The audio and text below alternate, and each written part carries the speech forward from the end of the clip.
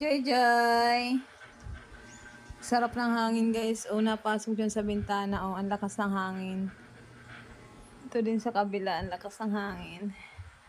Yan si Ate Joy Joy. Masarap ang higa kasi nakapagpalit ako ngayon ng mga kubre kama. Tsaka mga punda. Napalitan na. Diba? Yan lang yung kaligayahan ko pagka nakakapaglinis ako. Kasi ma-SS ngayon yung pakiramdam ko. Sarap ng higa mo na. Mas is ngayon pakiramdam ko kasi uminom ako gabi ng pain reliever. Kaya tumatalab siya hanggang ngayon. Wala pa akong nararamdaman. Sobrang effective talaga ng pain reliever ko. Hanggang ngayon wala pang kirot, walang sakit, parang normal lang. Kaya sinamantala ako na nagligpit ako, naglinis ng buong bahay. Kapag palit ng mga punda, kubre kama. Sa susunod mga kortina naman.